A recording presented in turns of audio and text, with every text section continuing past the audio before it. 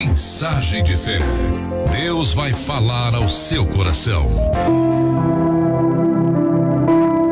Meus amados irmãos, a palavra de Deus é algo muito maravilhoso, né? A Bíblia nos ensina de uma maneira geral a estar agindo em todas as etapas de nossa vida. O nosso Deus, através de sua palavra, Ele nos ensina até a plantar, a pescar, a cultivar e a colher. Nos ensina sobre casamento, sobre criação de filhos, sobre comportamento no mundo, sobre uma vida social, sobre uma vida integral. O Senhor nos ensina tudo a respeito da sua palavra. E é claro que Ele aprofunda-se um pouco mais quando o assunto é a presença dEle. Se já fala de uma forma rica e abundante em todos os demais assuntos, quanto mais sobre a sua presença. A palavra do Senhor nos faz mergulhar em um assunto belo e lindo. Pois como que um Deus tão grande, que tudo criou, que tudo formou, que tudo fez, que através do agir da sua boca tudo veio à existência. E isso é interessante, que este Deus, sendo Deus genuinamente grande, todavia, Ele se revela para um povo tão pequeno. Ele se revela para uns seres tão minúsculos que são criaturas dEle. E isso é maravilhoso porque este assunto nos preenche. Esse assunto nos conforta e nos faz ir um pouco mais além. Eu tenho certeza, meu amado irmão, que essa presença que nós estamos ministrando aqui nessa tarde, ela vai estar alcançando a tua vida, preenchendo a tua alma, preenchendo a tua casa, porque esta presença, ela não veio para ir embora, ela veio para fazer morada no meio, no teu coração, na minha e na tua casa, na minha e na tua vida. Eu quero chamar o presbítero Adael para estar então começando aí, lendo um texto base para a gente já começar trabalhando sobre este assunto da presença de Deus, em nome de Jesus. Glória a Deus. Irmãos, para falar a respeito da presença de Deus, né, do cuidado com a presença de Deus, um texto que o Senhor colocou no meu coração, esse que se encontra no primeiro livro das Crônicas, no capítulo 13. Louvado seja o nome do Senhor. Primeiro livro das Crônicas, capítulo 13.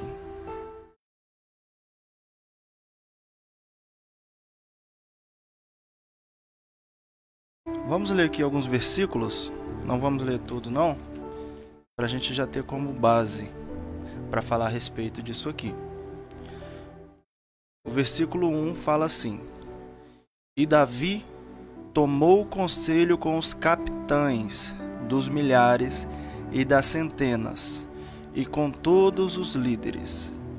E disse Davi a toda a congregação de Israel: Se bem vos parece, e se isto vem do Senhor nosso Deus, enviemos depressa mensageiros a todos os nossos irmãos em todas as terras de Israel, e aos sacerdotes e aos levitas nas suas cidades e nos seus arrabaldes, para que se reúnam conosco, e tornemos a trazer para nós a arca do nosso Deus, porque não a buscamos nos dias de Saul. Amém? Esta palavra, irmãos, é uma palavra que é muito conhecida, né, dos nossos dias. Muitos pregadores a usam para poder falar a respeito desse tema. E nós não faremos aqui diferente nessa tarde, né? Porque existe muita coisa daqui que a gente tem muita dificuldade em aplicar no nosso dia a dia, né? E a gente precisa, meus amados irmãos, saber que o nosso dia a dia nós temos que entregar ao Senhor. E então aqui no capítulo 13 já está falando de um momento na vida de Davi em que ele já está reinando ali em Hebrom, né? Ele está reinando sobre Israel, só que ele está em Hebrom ali naquele momento. A gente conhece bem a história de Davi, né? Que o filho de Jessé, que começa lá atrás, aonde Samuel vai lá, unge ele rei, escondido, como os irmãos conhecem a história. E aquele menino, né, que Davi era um menino de fé, era um menino que fez algo que até hoje por nós é muito bem visto e é elogiado, né? Davi, ele não era nenhum leigo na presença de Deus. Davi era o menino que teve a fé que um exército todo de Deus não teve, né? A gente conhece a história lá de quando Golias começa a afrontar o povo de Deus, os filisteus, né? E Davi, um menininho, tem coragem de dizer: eu vou lá, quem é esse filisteu incircunciso que está afrontando o povo de Deus? E pelo ato de fé, Davi foi lá e derrotou aquele gigante. Então a gente sabe que Davi não era nenhum leigo na presença de Deus. Só que está acontecendo uma situação aqui agora que é o seguinte: Davi, ele está muito alegre, porque o Senhor tem dado muitas vitórias para ele. O Senhor, ele tem mostrado o caminho para Davi, por onde ele deve trilhar, tem dado vitória nas batalhas, na guerra, e isso tem sido visto pelas pessoas, pelos seus súditos ali no seu reino. E o povo começa a enxergar e fala: realmente, ele é o rei escolhido por Deus. E ali Davi, alegre naquele momento, chega o capítulo 13, onde Davi fala: vamos, se reúne, né, com os capitães de milhares, se reúne ali com os sacerdotes e fala: vamos trazer de volta a arca do Senhor. E Davi, como nós lemos, ele começa a mandar mensageiros e falando para as pessoas: vamos nos reunir, vamos buscar a presença do Senhor novamente. Porque Saul reinou 40 anos, eu estou reinando agora, e ainda a presença, a arca do Senhor, ainda não está aqui. Então, queridos, a gente vê que Davi, ele é um homem que sabe que precisa da presença do Senhor. Ele sabe que sem o Senhor não tem como um povo existir, né, ali debaixo dos preceitos do Senhor. E naquele momento a arca do Senhor era o que simbolizava a presença de Deus. Então Davi: vamos buscar a arca. Quando Davi falou isso, a Bíblia fala que todo o Israel se alegrou com ele. E mais, todo o Israel se reuniu para ir com ele buscar a arca do Senhor lá em Kiriat Jearim. E quando chega lá, a Bíblia fala que eles foram com um carro de bois novos. Um carro que foi preparado somente para aquilo. Tudo novo, tudo arrumado, tudo lindo. Só que eles pegaram a arca do Senhor e colocaram sobre esses carros de boi.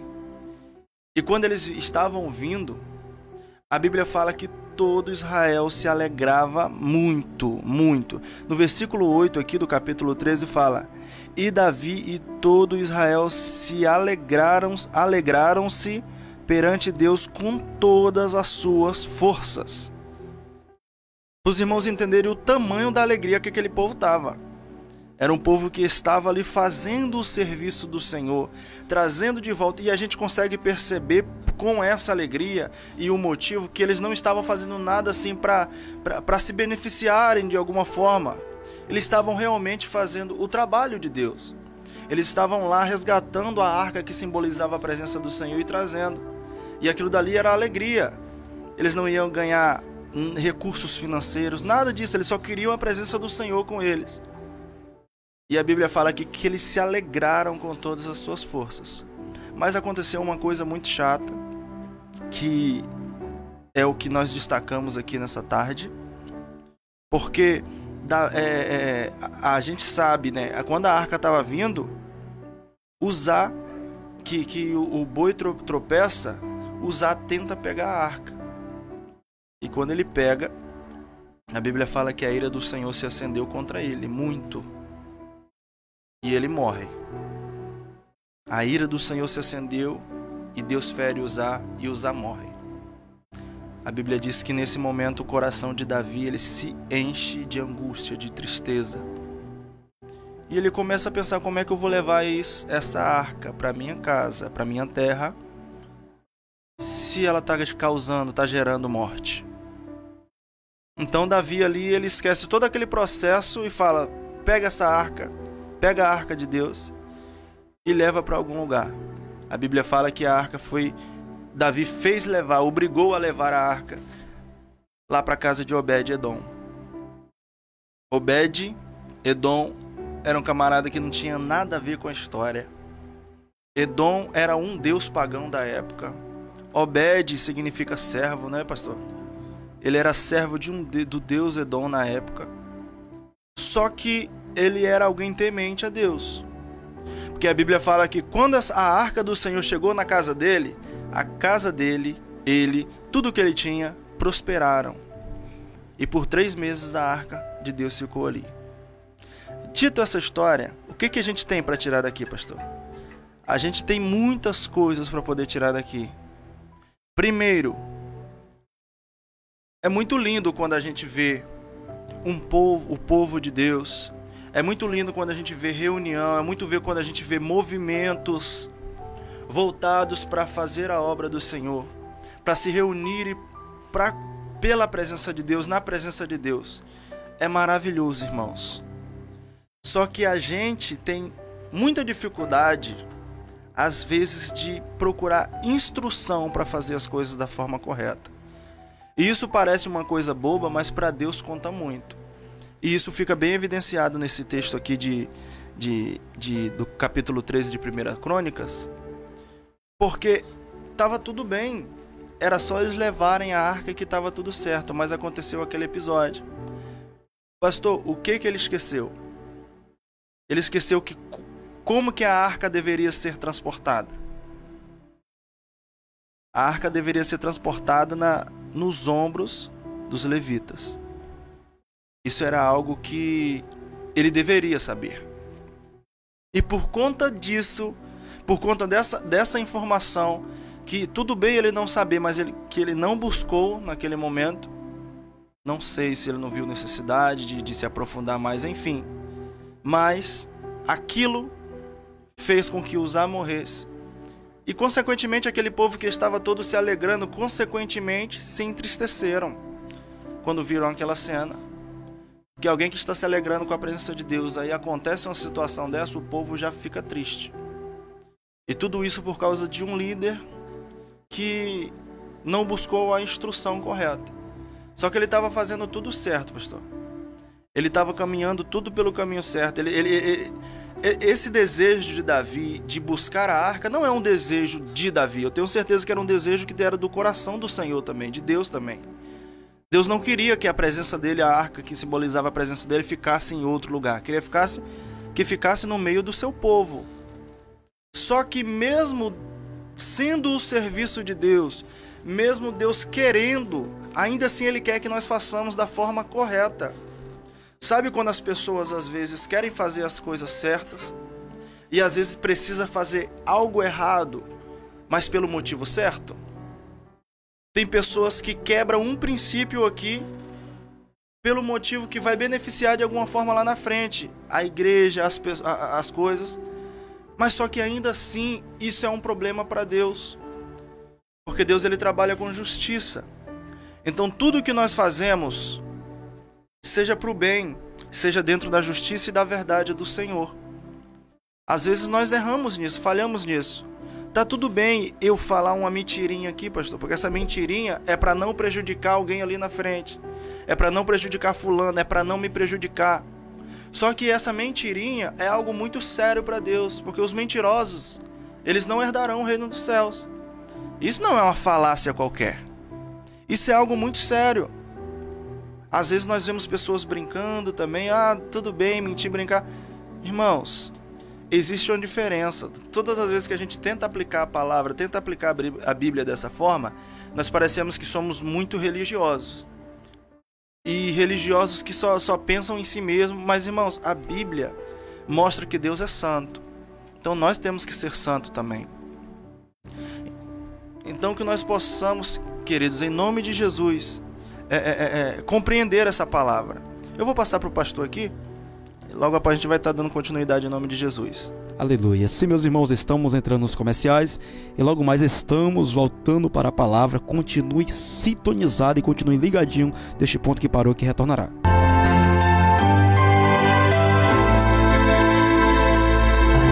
Programa Mensageiro da Verdade. A apresentação do pastor Adaelson Gomes. seja o nome de Jesus. Estamos de volta, meu amado ouvinte, para dar continuidade a essa palavra tão maravilhosa vinda da parte de Deus para os nossos corações. Eu já quero também mandar aquele abraço para você que tem deixado o teu comentário, que tem mandado a tua mensagem no WhatsApp. Eu só peço encarecidamente que não venha estar ligando para o meu número, os irmãos que tem aí, tá bom? Para que não venha estar atrapalhando na transmissão.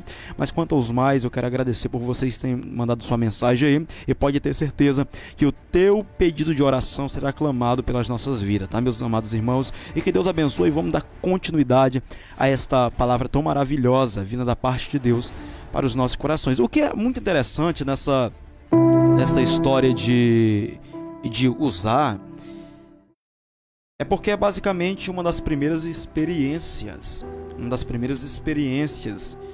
de Davi com o tabernáculo e os objetos do tabernáculo. Pensa como é interessante. Aquele que não é mais um jovem, hoje já é um homem maduro e adulto, mas ele desde a sua meninice que era ligado com Deus. Davi, ele já tinha experiências com o poderio de Deus desde muito cedo. Quando ele vai estar se oferecendo para se envolver naquela luta contra Golias, uma das argumentações dele foi de já ter enfrentado urso e leão. E isso é muito maravilhoso, por quê? Porque a experiência de Davi com o Deus dos exércitos não começa nem desde Golias, mas vem muito antes disso. Mas quando é assuntos da presença de Deus envolvendo o tabernáculo, algo físico, é um assunto a qual Davi não tinha ainda muita experiência. Poderia já ter ouvido a voz de Deus, é claro, mas em algumas etapas de nossa vida é essencial que venha a pessoa com mais experiência para estar nos trazendo a maneira certa de se portar. Assim não é só com Davi, assim foi essencial também para Samuel. Apenas um menino ouvindo a voz do Senhor, ele teve que estar simplesmente falando para ele a maneira certa de se portar. Olhamos também para outros homens que infelizmente foram falhos porque não seguiram as experiências a qual foram impostas, como foi no caso de Roboão, um dos filhos de Salomão. Já nesse caso de Davi aqui, Davi vai estar basicamente agindo pela emoção do seu coração. Aquilo que Davi vai estar fazendo é totalmente também um desejo de Deus, pegar a arca novamente e trazer a arca para a casa do Senhor, para o tabernáculo. Isso é lindo porque Davi faz isso. Ele não se importa com o que os outros vão falar, não se importa com o que os outros vão achar, mas ele basicamente convoca todo o seu povo, vai estar indo pegar a arca em Kiriat Jearim, e eles vêm festejando, se alegrando, louvando aquele que está sob os querubins. Isso é maravilhoso, mas todavia, meus irmãos, por mais que tinha todo aquele preparo colocado ali em um carro de boi novos, todavia, pelo balanceio da estrada, uma estrada de chão, o balanceio da arca, usar foi tentar segurar. Como o nosso presbítero já falou aqui, isso não era a maneira certa de se transportar a arca que tipificava a presença do Senhor, mas sim sob os levitas, que tinham que levar em seus ombros. Todavia, isso aqui é interessante, porque Uzá, ele vai colocar a mão. Quando ele coloca a mão, o Senhor fere. Agora pensa bem, a primeira experiência que Davi vai estar tendo com a presença do Senhor envolvendo o tabernáculo é de morte, meus irmãos. É claro que aquela festa agora não continua. Agora Davi olha, ele repensa naquilo que ele fez, ele para um pouquinho e fala: ei, não vou levar mais não. Olha só como fala o versículo de número 11 do capítulo de número 13. Desgostou-se Davi. Ele perdeu basicamente toda a alegria daquilo que estava acontecendo. Ele ficou desgostoso. Por quê? Porque o Senhor irrompeu Uzá. Essa é a primeira experiência. E tem pessoas, meus amados irmãos, que quando tem uma experiência com Deus que não é da mais agradável, a primeira coisa que ele faz é querer abandonar Deus. é querer deixar Deus de lado, é querer fugir do seu chamado, como foi Jonas, é querer correr para todo lugar, menos ficar onde Deus quer ou continuar naquilo que Deus colocou sobre as suas mãos. E isso é um perigo também extremamente, meu irmão, perigoso. Por quê? Porque Davi agora, ele para um pouquinho da sua tarefa que ele estava fazendo, por causa daquele acontecimento, naquele presente momento, ele pega a arca e ele vai estar levando para Obed-edom. Basicamente fala: ô Obed-edom, eu te ordeno levar isso para a tua casa. Obed-edom já não tinha mais muita coisa a perder, falou: daqui, eu sou servo. Quando ele pega e leva para a casa dele, em vez de tudo acontecer de errado com a vida de Obed-edom, meus amados irmãos, a vida de Obed-edom agora melhora e melhora muito.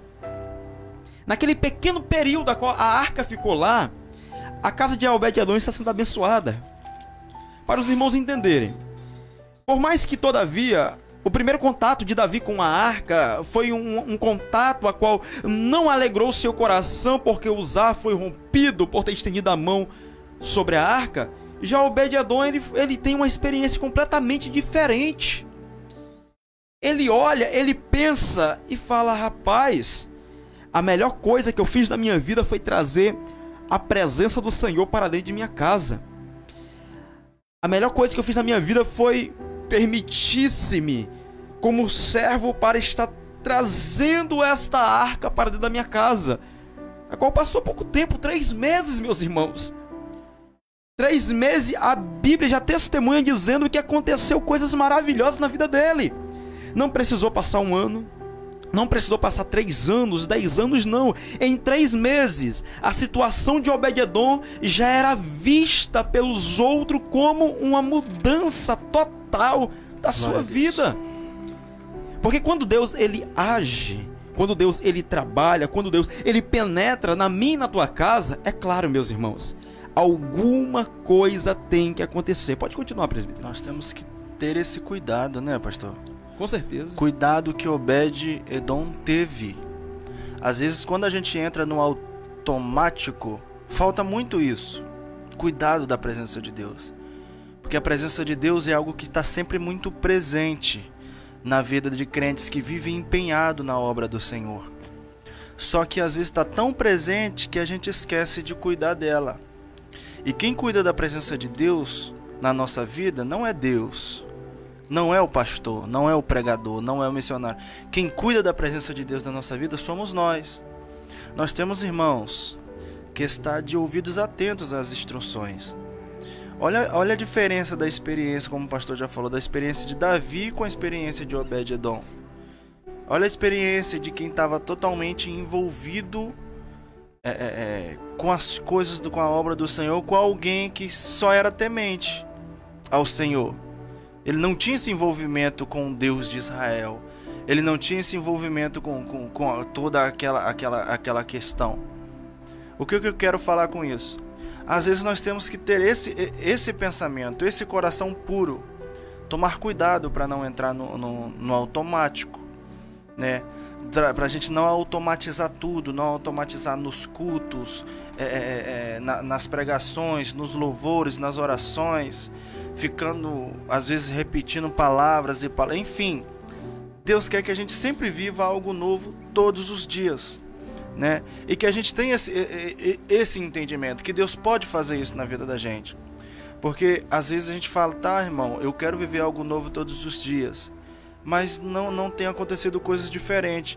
Às vezes é por falta de fé nossa, né? É por falta de fé nossa, porque Deus todos os dias Ele quer dar algo novo pra gente. Uma dificuldade diferente, uma vitória diferente, uma alegria diferente. Então, queridos, nós precisamos ter o cuidado com a presença de Deus para isso. A presença de Deus, ela é muito, muito, muito necessária na nossa vida. E às vezes nós descuidamos e a desprezamos muitas das vezes. Às vezes a gente prioriza tanto as coisas materiais, e eu falo isso tudo de pessoas que estão envolvidas sempre com a obra do Senhor. Porque, irmãos, como a gente estava falando no contexto dessa mensagem, olha o que Davi estava fazendo. Ele decretou basicamente um feriado nacional. Ele juntou o povo todo para se alegrar, para fazer. Era uma festa gigante, não era uma festa qualquer, era muito mais que um congresso nos dias de hoje. É um país que parou para poder contemplar aquela obra que estava sendo feita da vinda do Senhor. Mas ainda assim não saiu como esperado e causou tristeza, causou lamento. E queridos, nós temos que ter isso também. Isso de saber que estamos trabalhando para Deus, estamos fazendo a obra do Senhor. Mas o que Deus quer que eu fale? Às vezes nós escolhemos pregador, escolhemos cantor para nossas festas, escolhemos grupos, pessoas. Mas será que Deus escolheu alguma dessas? Presbítero Adael, mas é para Deus. Sim, por ser para Deus, irmãos, a gente tem que consultá-lo. Às vezes a gente fala tanto, arruma tanto, deixa tudo lindo, tá tudo muito bonito, mas tem aquele louvor que fala, pode até ser a melhor festa do Brasil, mas se Jesus não estiver, é só uma festa qualquer. A gente cuida de tudo, a gente chama todo mundo para festa. A gente às vezes só esquece de chamar o dono da festa. E isso é perigoso, irmãos. É perigoso porque eu tenho visto, e é preocupante, às vezes a gente passa meses e meses organizando a festa, mas a gente não tira uma semana de oração para a festa. Às vezes a gente passa meses e meses organizando um congresso, mas não tira um período de oração com a igreja, com o povo, com os envolvidos, para que Deus venha salvar. Aí no final da festa, às vezes, foi tudo tão lindo, a pregação foi linda, teve choro, teve pessoas ali crentes se reconciliando, mas às vezes não teve almas. E parece que aquilo tudo, ao meu ver, não adiantou de muita coisa não. Que a missão da igreja é ganhar almas. E a gente esqueceu às vezes disso tudo. Mas isso foi às vezes por algo simples, porque a gente esqueceu de consultar ao Senhor. Então, irmãos, por mais que seja para Deus, não faça de qualquer jeito. Por mais que seja para Deus, por mais que Deus diz que vai dar certo, mas o Senhor quer que você ouça a instrução para aquilo dar certo. Deus está com a mão. É igual quando Deus fala, eu vou levantar fulano e cicrano e vou tornar ele um pregador, uma pregadora. Se aquele fulano, aquele cicrano se acomodar com essa palavra, ele não vai virar um pregador nunca. Porque além da palavra de Deus, tem que ter ação da nossa parte, não para ajudar Deus, mas para mostrar para Deus que nós estamos na mesma posição que Ele quer que nós estejamos para nos usar. Então a presença de Deus precisa estar na nossa vida. Nós precisamos consultá-lo dia após dia. Às vezes a gente falha, e como Davi falhou, mas muitos de nós, eu e muitas pessoas têm um coração assim de que não sabe viver sem a presença de Deus. Às vezes a gente está chorando, às vezes a gente está triste, está fraco, mas a gente vai lá no YouTube, vê uma pregação, começa a chorar. A gente vai lá na igreja, ouve uma pregação, ouve um louvor, começa a chorar. E isso é sensibilidade ao Espírito Santo. E porque a gente às vezes não consegue viver sem aquilo, sem a presença de Deus, sem o Senhor. Mas, irmãos, às vezes nós nos cegamos. Davi, pastor, ele se cegou também. Não só nessa questão aqui, lembra de quando Davi, ele adulterou? Que, além do adultério, consequentemente veio a morte do seu servo ali, que ele mandou matar, o assassinato. E estava tudo bem, ele conseguiu ocultar tudo e perfeito, ninguém viu, ninguém sabe, acabou. E ele estava vivendo como se nada tivesse acontecendo, até Deus levantar Natan. Até Deus falar, Natan vai lá e com sabedoria fala isso, isso e isso. Natan foi lá, Davi mesmo condenou-se a si mesmo. E naquele momento, Davi caiu-se em si. Ele não viu o buraco que ele estava, sem a presença do Senhor. Mas no momento que Deus falou com ele através de Natan, Davi caiu-se em si. Aí a gente vai lá para o Salmo 51. Irmãos, o Salmo 51, se a gente lendo verso por verso, a gente vê o desespero de Davi. A gente vê o quão Davi está desesperado. No verso 11 fala: Senhor, não retire de mim, não me retire da tua presença, não tire de mim o teu Espírito Santo. Senhor, me perdoa com a tua grande e infinita misericórdia. Davi está desesperado, com medo de perder a presença de Deus. Mas porque ele ouviu a voz do Senhor através de Natã. Irmãos, às vezes isso acontece com a gente. Às vezes a gente está na presença do Senhor, mas às vezes cometemos algo e às vezes o inimigo não deixa a gente ver do tamanho do problema que a gente está. Mas em algum momento a gente tem que pedir para Deus: Deus, levanta Natã para poder falar comigo, Senhor. Só que às vezes a gente se acomoda. Não, tá tudo dando certo, tá tudo muito bem, e a gente se acomoda. Só que a nossa alma está gritando, porque a gente não consegue viver sem a presença de Deus. Aleluia. Então, irmãos, precisamos da presença desse Deus na nossa vida. Não tome cuidado para, mesmo dentro do palácio, mesmo dentro do reino, mesmo estando ali aonde Deus quer que você esteja, você não se perder, você não ser enganado pelo nosso inimigo, pelo nosso adversário. Porque o nosso inimigo, ele não vai lá fora para poder te afrontar. Às vezes ele vai aonde você está, dentro da igreja, dentro da tua casa, aonde quer que ele esteja, aonde quer que você olhe, o inimigo vai querer te pegar, te laçar ali. Então vigie e saiba que sem a presença de Deus não dá para viver, porque por mais que mais erro que a gente cometa, a nossa própria consciência e o Espírito Santo que ainda está dentro de nós, ele sempre nos incomoda. E assim que nós possamos estar vivendo. Pode falar, pastor. Isso é maravilhoso, meus irmãos. Partindo desse pressuposto aí, nos é interessante em 2 pontos. Primeiramente, só para dar uma rápida pincelada na história lá dos nossos amados irmãos que nós acabamos de citar, eu queria também, rapidamente, só dar uma rápida pincelada também no Simão Sirineu, mas só concluir aqui sobre a vida de Obed-Edom. A história de Obed-Edom não encerrou-se ali.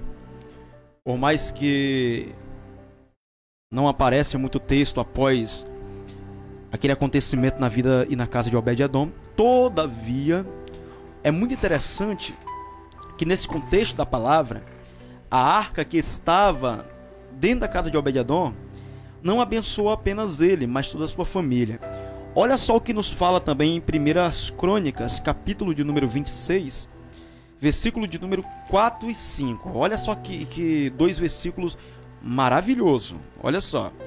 Os filhos de Obed-Edom são Semaías, o primogênito, Jeozadab, o segundo, Joá, o terceiro, Zacá, o quarto, Natanael, o quinto, Amiel, o sexto, Isacar, o sétimo, e Peulutai, o oitavo. Aí ele continua dizendo assim: porque Deus o tinha abençoado.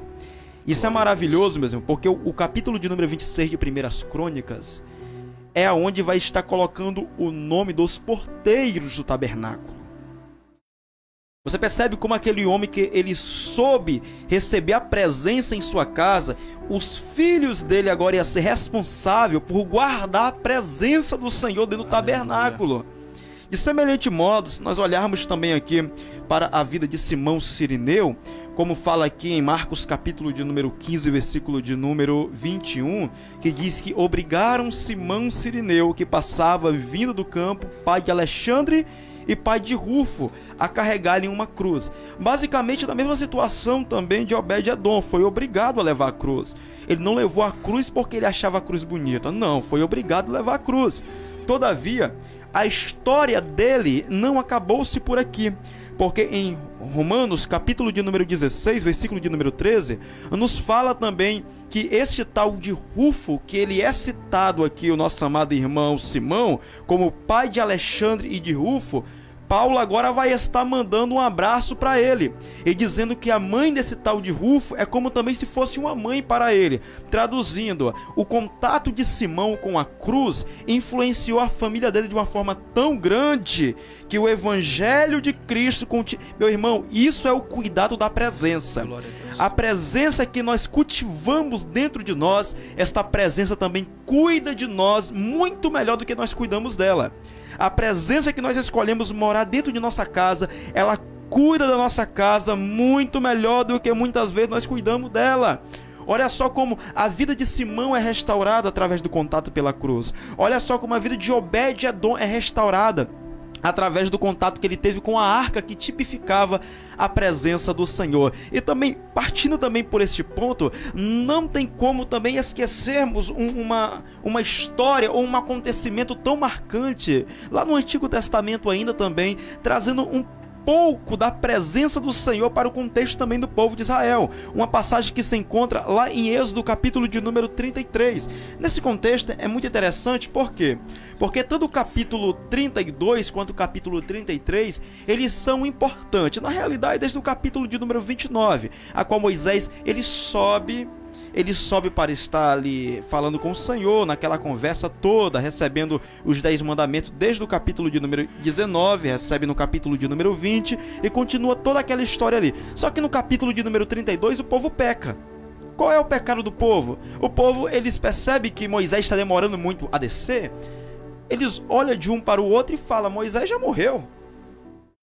Cerca Arão e fala: ô Arão, faz pra gente um Deus aí que quanto a esse Moisés a gente não sabe do que foi feito dele.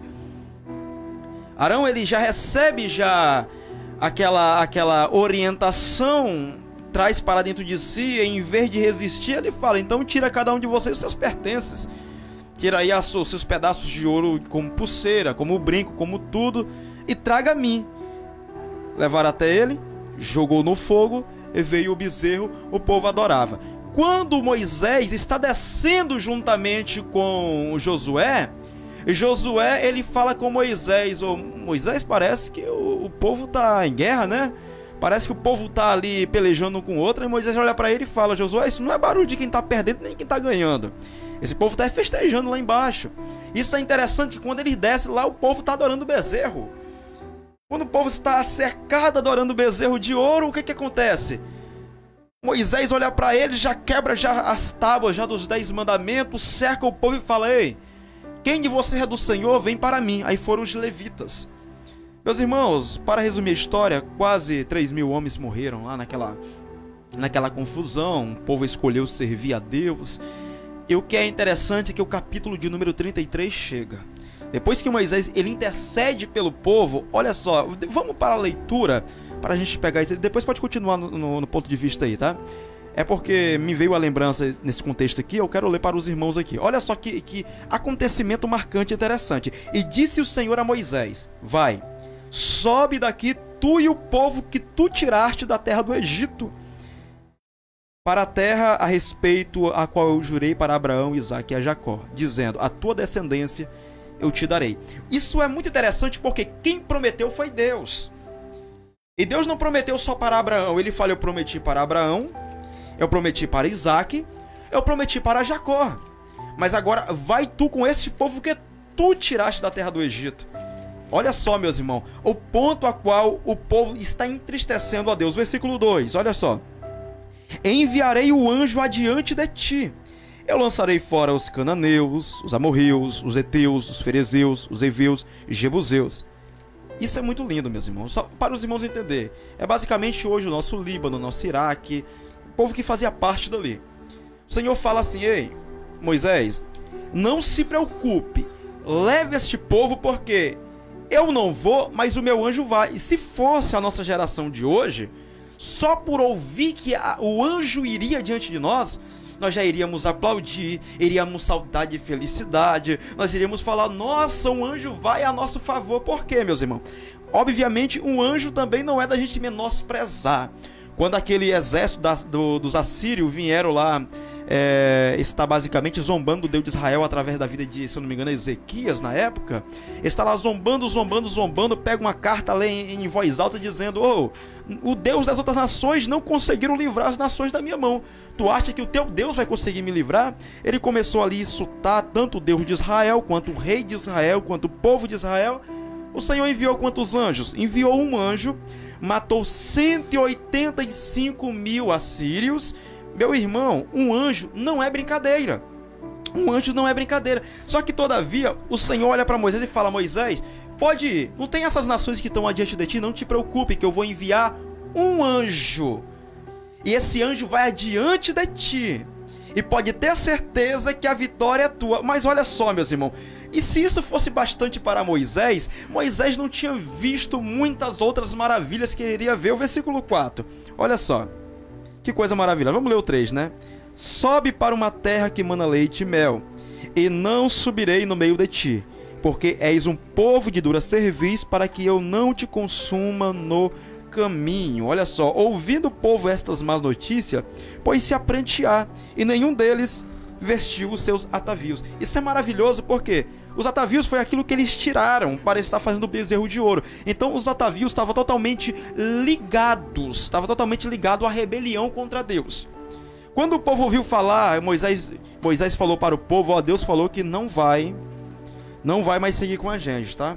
Aí o povo, em vez de se alegrar, tem muitas pessoas que falam que o povo não amava a Deus. É claro que amava, porque o povo se desviava do caminho do Senhor. Infelizmente isso é comum, até muitas vezes nós fazemos isso também, não da mesma maneira, mas de maneiras diferentes.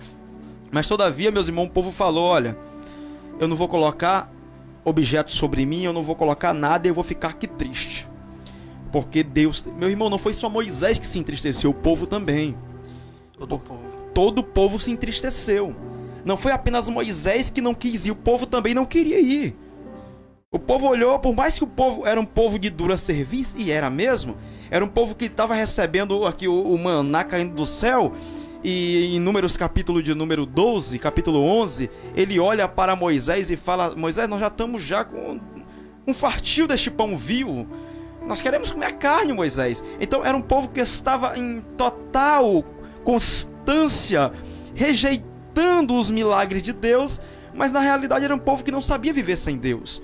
Quando vinha a consequência, eles já se rompiam-se e juntavam-se, rompiam-se com o pecado e juntavam-se para buscar a Deus. Assim foi na rebelião, tanto de Datã, Corá e Abirão. Assim foi também lá no acontecimento de Acã, em Josué capítulo de número 7, da túnica e da culha babilônica. Assim foi um povo que se juntava para estar expulsando o pecado do meio dele. E isso é interessante, quão precioso é buscar a Deus, tanto em meio ao povo, quanto também em forma única, isto é, o contato de mim para com Deus. Depois eu continuo aqui, dar a palavra para o presbítero.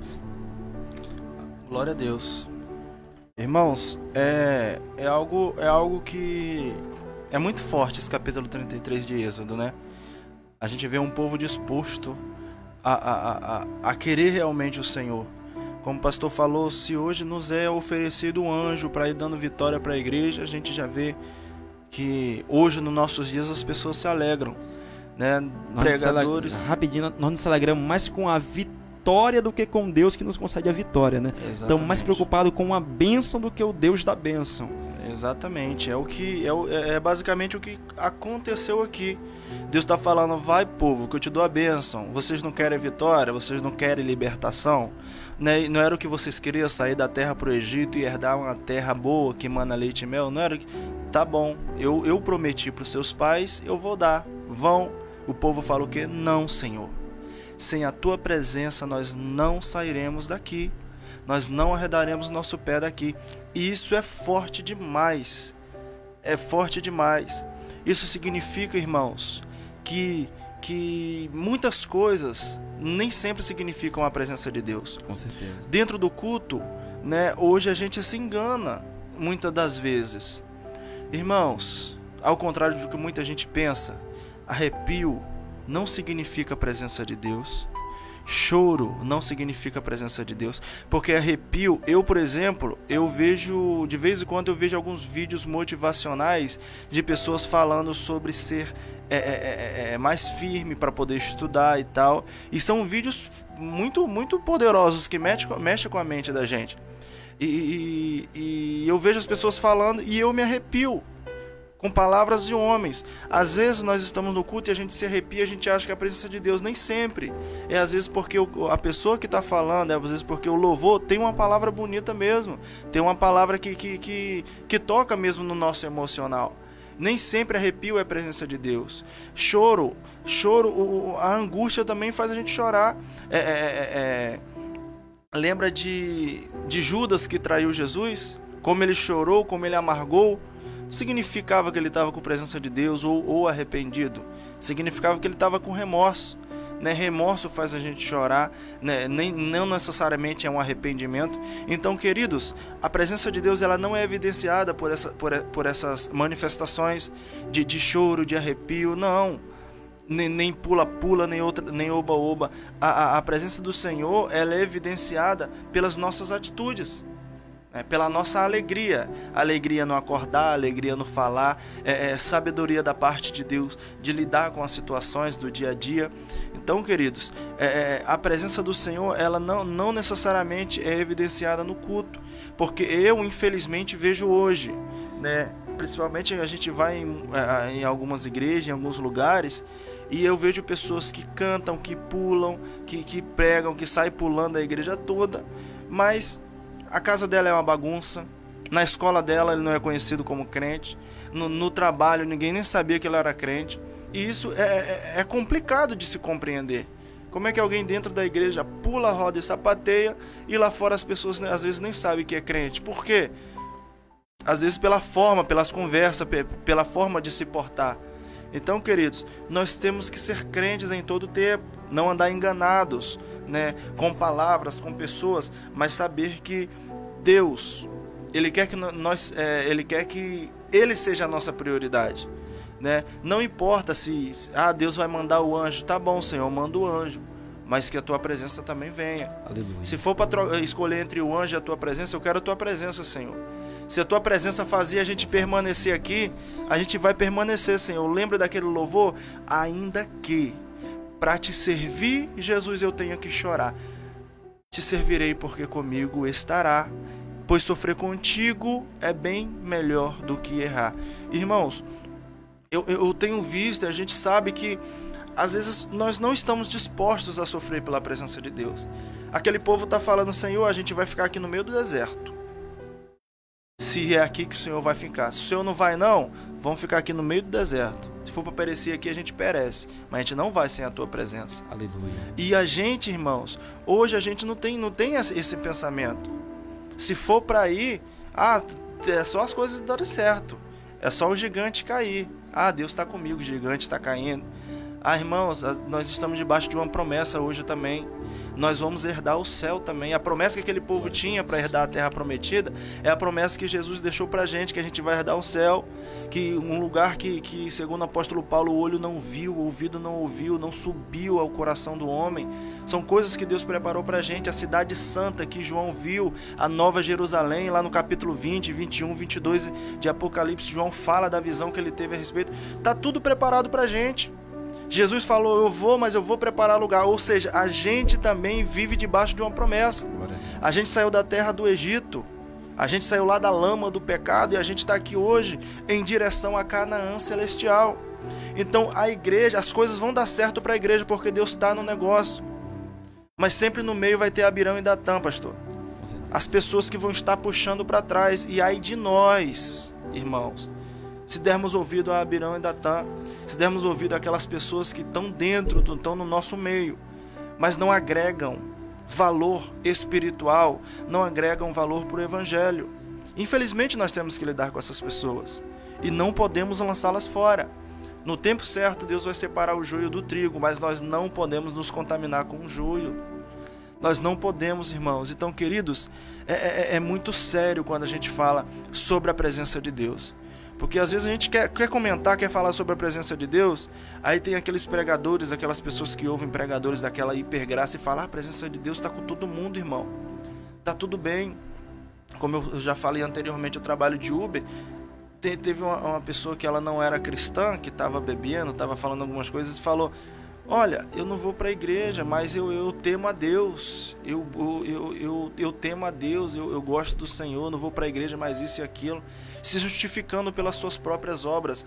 Mas não é isso, irmãos. Presença de Deus não é isso, não é falar. Presença de Deus é para ser sentida e evidenciada por obras. Eu digo que eu amo o pastor Adaelso, mas será que eu amo mesmo? Será que no momento que ele precisar de mim eu vou amar, ou eu tô falando aqui para ficar bonito aqui nessa live, pastor? Então, às vezes a gente faz muito isso, irmãos. A gente vive muito enganado.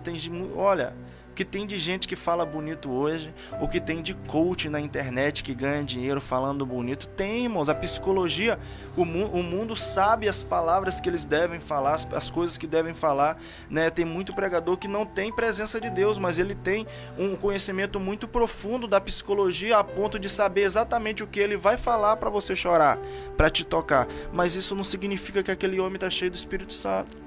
Então tenha discernimento e busque a verdadeira presença de Deus. São chamados gatilhos, né? Exatamente. Tem muitas pessoas que têm um certo gatilho. Quero mandar um abraço aí também para o meu amigo pastor Washington de Oliveira, que está sintonizado conosco também. Que Deus em Cristo vai estar te abençoando, meu pastor. Igreja Visão de Águia, lá no Bosque Azul, aqui em Macaé, Rio de Janeiro. Um grande abraço aí para os irmãos de toda a igreja Visão de Águia, em nome de Jesus. E meu irmão, falando sobre a presença de Deus, isso é algo preocupantíssimo. Por quê? Olha que coisa maravilhosa na continuação da leitura de Êxodo 33. Olha só que coisa maravilhosa. Vamos ler apenas o versículo de número 11 até então. Falava o Senhor a Moisés face a face, como qualquer um fala ao seu amigo. Então voltara Moisés para o arraial.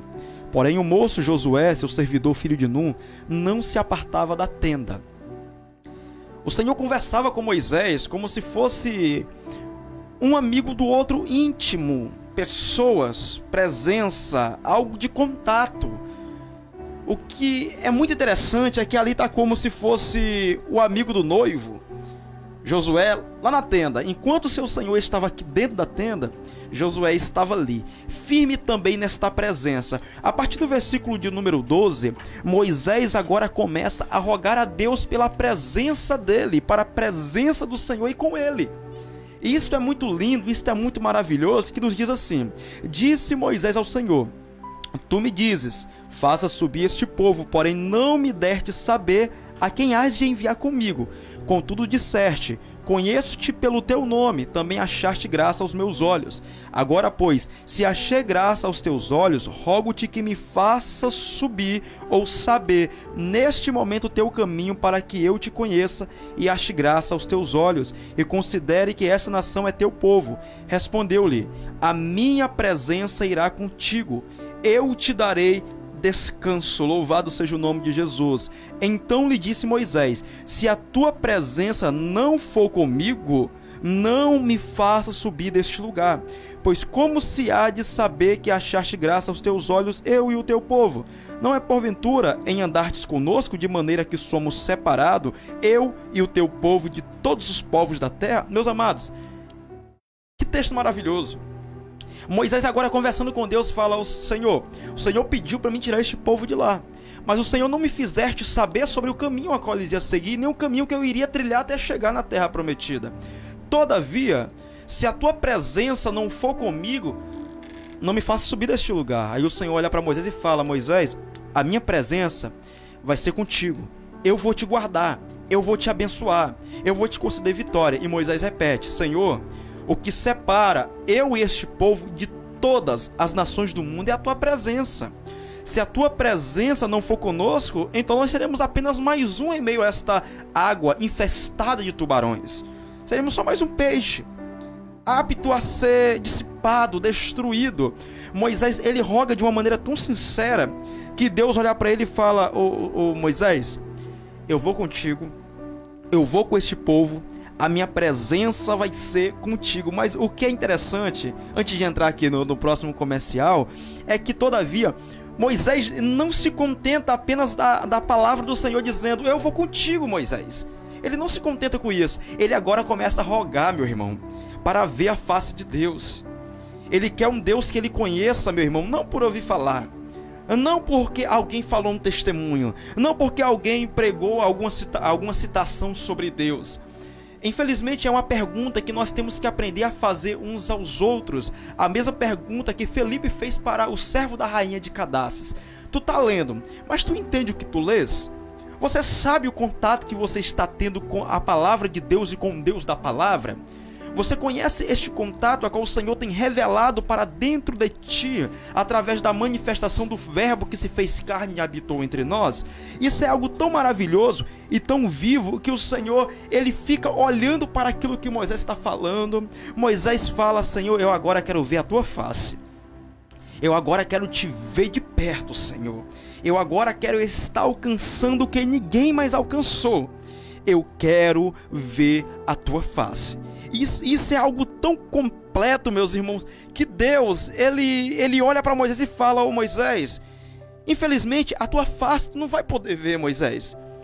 Não tem como tu olhar porque ninguém viu a minha face e continuou vivo, Moisés. Mas não se preocupe não, tá? Olhe para a fenda da rocha, porque eu vou passar, você vai ver as minhas costas passando. Isso é interessante, que Deus conversa com Moisés como se fosse um ser pessoal de uma maneira física, como se ele tivesse frente e costa, como se ele tivesse rosto, perna, tudo. Todavia o nosso Deus, ele é um ser pessoal, mas ele não tem a nossa fisionomia como de corpo humano, até porque ele é atemporal, ele está fora do tempo. E isso é muito maravilhoso, que o Senhor, ele basicamente, ele implementou-se no pedido de Moisés, para que Moisés viesse a estar tendo uma intimidade maior com ele, para que Moisés entendesse que neste caminho, que nesse mar, que nessa jornada, a presença do Senhor estaria com ele. E isso é lindo, isso é maravilhoso, isso é algo grandioso para nossas vidas. Presbítero Adael. Irmãos, é verdade, porque, queridos, de tudo que nós estamos falando aqui, dessa valorização necessária da presença do Senhor, às vezes tem pessoas que se acham muito distante disso. Às vezes a gente está na igreja, a gente fala: irmãos, sinta a presença de Deus. Irmãos, você já sentiu a presença de Deus? Tem pessoas que baixam a cabeça, que tem medo, porque acham que é algo muito distante, quando na verdade não é. A presença de Deus, ela é acessível para todos. A presença de Deus, ela não fica só em cima do altar com pastores, com presbíteros. Ela fica na nave da igreja, ela fica com todos aqueles que querem ter intimidade com o Senhor. Então, queridos irmãos, nós somos igreja do Senhor. A parte mais difícil Jesus já fez por nós. Então, o direito de ter essa presença é de todos nós. Não é algo tão distante quanto você está pensando. A Bíblia, Provérbios, fala que nós temos que buscar ao Senhor. Busca, que a gente acha, né? Se a gente buscar ao Senhor, a gente vai achá-lo, Provérbios diz. Então, queridos, nós precisamos compreender isso, compreender que o Senhor, ele está perto, né? E ter cuidado com a presença de Deus. Ter cuidado, como eu já falei anteriormente, Davi, quando ele viu o tamanho do problema que ele tinha se enfiado, ele se desesperou para não perder a presença de Deus, né? E nós também temos que ter cuidado, porque dá muito trabalho para ter a presença de Deus na nossa vida depois que a gente perde, né? Porque para perder é muito fácil, né? Deus, ele vem sobre nós, a gente se entregou ao Senhor, entregou a nossa vida a Jesus, amém. Mas às vezes no meio da caminhada a gente faz alguma coisa, perde a presença do Senhor. Irmãos, para recuperar é difícil. Eu falo, né, que nós, como igreja, nós temos uma grande barreira, né?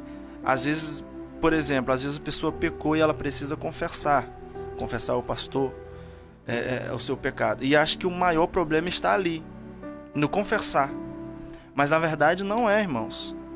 Não é, essa é só a primeira barreira. Porque é muito fácil a gente chegar, confessar e falar: pastor, isso, acabou. Não, agora é reconquistar a intimidade com Deus. Aleluia. Aí está o trabalho. Aí está o grande problema.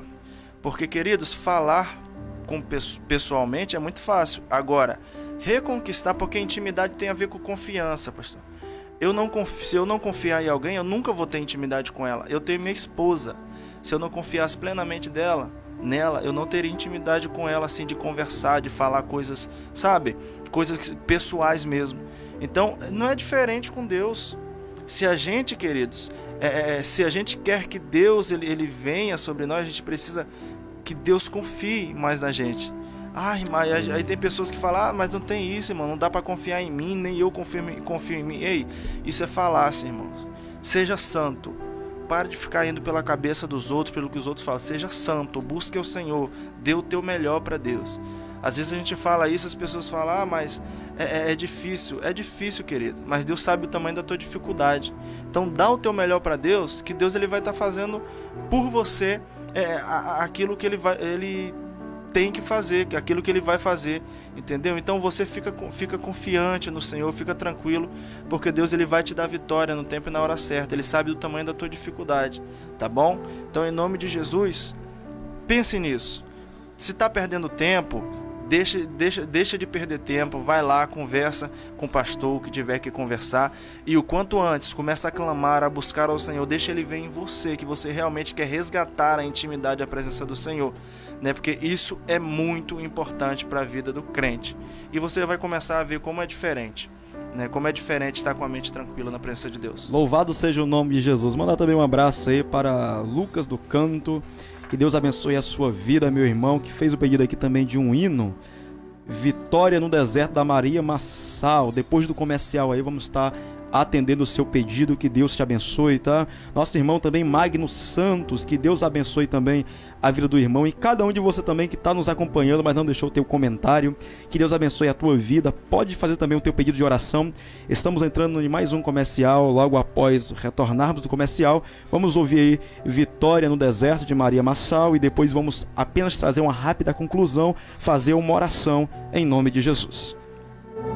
É isso aí, meus irmãos, louvor pedido pelo nosso irmão Lucas do Canto, da Igreja Ministério Pentecostal Missão Revelada, da pastora Aline Ibrahim. Que Deus te abençoe. Envie aí também para toda a igreja, para ser cada vez mais abençoada pela palavra do Senhor. E, meus amados irmãos, estamos quase já encerrando mais esta programação, mas eu quero chamar aí o presbítero Adael para dar aquela palavra de conclusão aí, em nome de Jesus, que já estamos passando para a etapa final, tá bom? E logo mais vamos fazer a oração. Ainda dá tempo de você lançar o teu pedido de oração, tá? Glória a Deus. Irmãos, de tudo que nós já falamos aqui, acho que ficou claro, né, a mensagem de Deus nessa tarde sobre a sua presença, né? Precisa ser preservada e temida, né? Nós temos que começar a não só a temer, né, mas trazer pessoas ao temor a Deus. A presença do Senhor, ela dá vida, mas também ela tira, né? E, queridos, a gente tem tantos exemplos na Bíblia, né? A gente vê Nadab e Abiú, por exemplo, os filhos de Arão, apresentaram fogo estranho e assim foram mortos. A gente vê os filhos de Eli, Hófni e Finéias, morreram porque o Senhor já os tinha rejeitado. O que eles têm em comum é que eles eram sacerdotes e eles pareciam já que achavam normal, né? Era algo que eles tinham a incumbência de estar ali exercendo o seu ministério sacerdotal, só que eles achavam normal, meus amados irmãos, e tranquilo para eles já viverem em pecado. Achavam normal, estava tudo bem, estava tudo dando certo. Só que eu quero dizer para pessoas que vivem assim que Deus sempre tem um basta, irmãos. O basta de Deus, ele chega em algum momento na nossa vida. E triste de nós se não abrirmos os nossos olhos antes do basta de Deus. Porque quando acontece com pessoas como Hófni e Finéias, que quando o Senhor chegou a falar assim, não ora mais por eles. Eu já os rejeitei. Isso é muito triste. A gente acha que, não, a graça ela cobre tudo. Cuidado. Porque o Senhor, ele tem ele nos ama, mas ele também é justiça. Ele age com justiça. A justiça é maior do que aquela que nós vemos. Mas você está falando de Antigo Testamento. E no Novo Testamento? A gente vê Ananias e Safira achando que estava tudo bem mentir na presença do Senhor, estava tudo bem só tentar manter as aparências, e o que aconteceu? Foram mortos. Então, queridos, o temor ao Senhor não é primeiramente, por medo da morte física, mas é a morte espiritual, que é bem pior. Não, a gente não tem que temer somente ao homem, mas temer ao Senhor, que pode, além de matar o nosso corpo, lançar a nossa alma no inferno. Então, queridos, o nosso pedido nessa tarde é de cuidado. Se você estiver trilhando o caminho como de Nadab e Abiú, se você estiver trilhando o caminho como de Ofni e Finés e achar que está tudo bem porque está dando certo, porque ninguém chegou e repreendeu, cuidado. Os olhos do Senhor estão vendo todas as coisas. E assim, queridos, que nós possamos estar ligados com o Senhor. Eu tenho certeza que esse tema desse programa, ele não veio aqui por acaso, nesse último programa do ano. É porque o Senhor, ele quer nos despertar, quer te despertar, quer me despertar, para que nós venhamos ter um 2023 mais frutífero ainda na presença dele. Que a presença dele gera frutos. A presença dele não fica deixando somente a árvore bonita, pastor. Mas a árvore, ela além de ser bonita, ela dá frutos. E isso que é importante para Deus. E é assim que Deus nos quer na presença dele. Amém? Amém.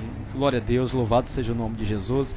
E muitos mais exemplos bíblicos nós temos, meus amados irmãos. Nós temos de Himeneu, nós temos de Alexandre no Novo Testamento, e muitos outros que tentaram brincar com a presença de Deus e infelizmente foram envergonhados. Mas estamos quase ficando por aqui. Vamos orar pelo teu pedido de oração. Vamos estar clamando pela tua casa, pela tua família, pela tua vida, em nome de Jesus. É momento de falar com Deus. É isso aí, meus irmãos. Se você está em um local oportuno, una o teu clamor com o meu.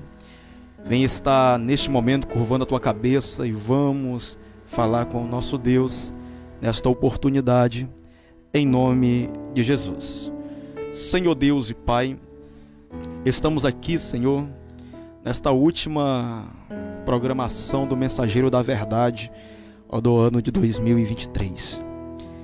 Senhor Deus, comentamos um pouco sobre a Tua presença na tarde deste sábado, e nós temos certeza e convicção, meu Pai, que esta presença ela está conosco, que venhamos estar aprendendo a depender da Tua presença como foi Moisés. Não quer anjo substituindo a Tua presença, não quer um arrepio substituindo a Tua presença, não quer uma lágrima substituindo a Tua presença, porque o que adianta chorar se a Tua presença não estiver no meio das lágrimas? O que adianta, Senhor, sentir um arrepio se a Tua presença não estiver envolvida em nosso corpo? O que adianta, Senhor, nós estarmos correndo de um lado para o outro se a Tua presença não está no centro de nossa vida? Também quero estar te clamando, Senhor Deus, por cada um dos Teus filhos que fizeram seu pedido de oração, em nome de Jesus, Senhor, pela vida da Ada Souza, Ana Lúcia, Jorge Pedro, que o Senhor venha estar, meu Pai, em nome de Jesus Cristo, entrando com a Tua providência sobre cada uma dessas vidas, sobre cada uma dessas casas, Senhor, a qual neste momento está sendo banhado pelo pedido de oração que foi realizado aqui neste programa. Senhor Deus, que o Senhor vai estar fazendo aquilo que o homem não pode fazer. Se há alguma situação de saúde, que o Senhor venha estar fazendo aquilo que a medicina não consegue fazer. Se há alguma, Senhor, situação financeira, se há algum processo na justiça, se é, meu Pai, alguma situação de perseguição, Senhor, que o Senhor venha estar entrando em providência em nome de Jesus e honrando cada pedido de oração que é feito aqui nesta programação. Venha estar, meu Pai, agindo no favor da Tua igreja. Venha estar, meu Pai, em nome de Jesus, visitando cada lar com a Tua presença, para que venha estar sendo abençoada, assim como foi, Senhor, a vida daquele homem chamado Obed-Edom, Senhor. Que o Senhor venha estar fortificando o nosso laço contigo, assim, meu Pai, também como Simão Cirineu foi fortificado através da sua cruz, Senhor, com a sua família juntamente no céu. Que o Senhor venha estar, meu Pai, em nome de Jesus Cristo, abençoando cada lar, abençoando cada família, abençoando cada casa, abençoando, Senhor, cada cada um dos internautas que estão sendo alcançados neste momento, através, Senhor, do aplicativo, através, Senhor, do site, através das lives, aqueles que vão ser alcançados, Senhor, em um futuro próximo ou no futuro distante, venha estar abençoando de igual maneira, Senhor, em nome de Jesus Cristo, realizando o teu poder, a tua graça, a manifestação da tua presença neste final de 2023, Senhor. Venha estar conosco todos os dias, Senhor, fortificando a tua presença e o teu Espírito sobre nossa vida, em nome de Jesus, é o que eu lhe peço e lhe agradeço. Amém e graças a Deus.